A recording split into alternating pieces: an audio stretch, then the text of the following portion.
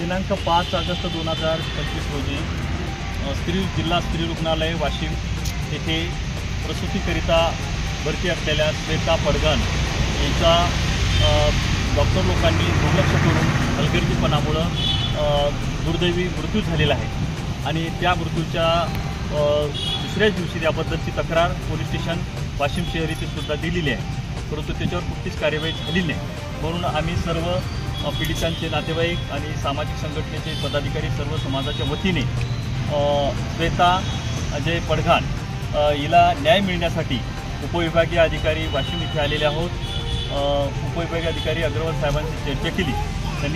त्यांनी आम्हाला आश्वासन दिले की लवकरात लवकर अहवाल बोलून आरोपी विरुद्ध कार्यवाही करण्याचे आश्वासन दिले।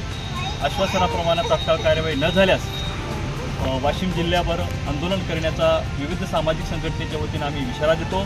त्यामध्ये बिगर सातबारा संघटनेचे राष्ट्रीय अध्यक्ष सन्माननीय जगदीशभाई इंगळे साहेब, उपस्थित असलेले प्रहारचे जिल्हा अध्यक्ष भेंडेकर साहेब व आमचे गायकवाड साहेब असतील, सर्व मंडळी इथं आहेत आणि नातेवाईक, पीडितेचे नातेवाईक, आम्ही सर्वांच्या वतीने या पीडितेला न्याय न मिळाल्यास जिल्हाभर तीव्र आंदोलन करू। त्याच्यात तुमच्या काही मागणी आहे का? मागणी अशी आहे की 6 तारखेला दिलेल्या तक्रारीप्रमाणे तात्काळ कार्यवाही झाली पाहिजे।